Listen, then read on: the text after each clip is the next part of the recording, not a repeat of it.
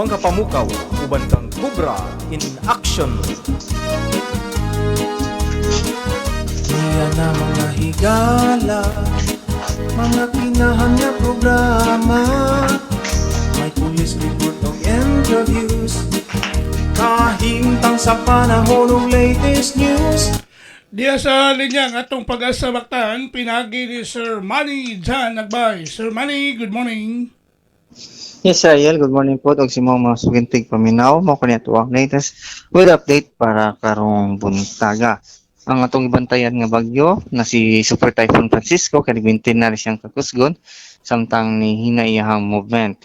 And as of 4 AM ganiya ang sentro ning Super Typhoon Francisco kay nasigpatan kini nga naa sa 410 kilometro east of Apari, Cagayan. Kining Super Typhoon Francisco nagdala sa hangin nga moabot og 185 kilometers per hour dul sang sentro og Gastenes o kining pag-uros sa hangin kay moabot og 230 kilometers per hour. Kining iyang movement pa west northwest sa kakusgon nga 10 kilometers per hour, and so karon iyang less likely iyang chance nga mo landfall. Pero nagyapon tayo gipasaka karon nga tropical cyclone wind signal number 1 dinhi sa may Batanes area, northeastern portion sa Cagayan o eastern portion sa Babuyan Island. Sa limbahin, ang southwest monsoon ang mao karon nakaapekto dinhi sa Visayas o sa Mindanao. Ug nasa tayo gibantayan karon nga bagyo nga naagawa sa PAR, and as of 3 AM ganiha ang location ani nga bagyo kay ana sa 2,680 kilometro east of southeastern Luzon.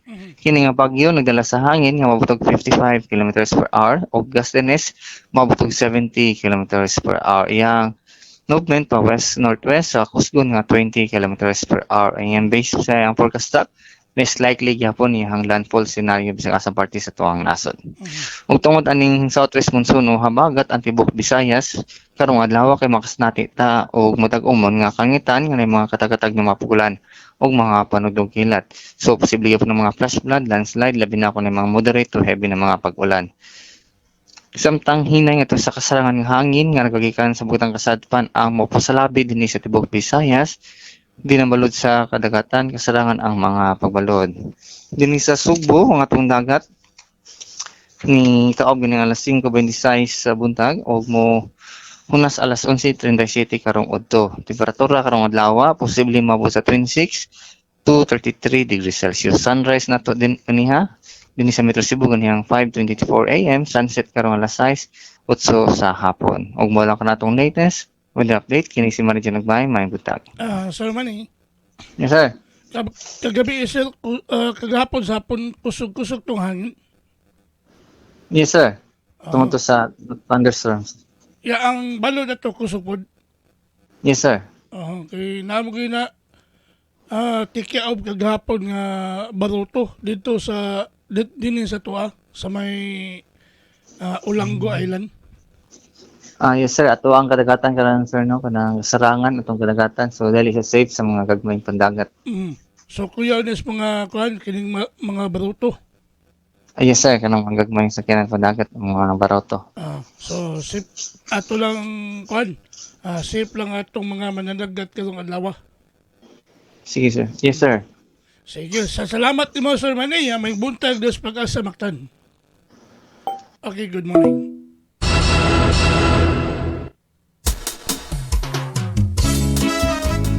Inyo ga dabati ang atong dagan sa kahimtang sa panahon ining adlaw nga Martes, Kang Cobra Pizza 23, bulan sa Hunyo tuig 2026. Pinagi ni Sir Manny Jan Nagbay ang atong weather specialist gikan sa pag-asa maktan nga naghatod sa atong dagan sa kahimtang sa panahon kon weather update. Salamat ni Sir Manny Jan Nagbay o mayong buntag sa pag-asa maktan. Ako paminaw sa'yo sa kabuntago, gusto mo simba sa kabisi makatunga, adunay live nga misa mo tambong og magamputa. Kung balitaning atong dakbayan, mahibalo gayud ang katauhan. Balita sa trapiko, inyong masayran. Sa Lapu-Lapu City TV News #1. Huli na ka, mga abay.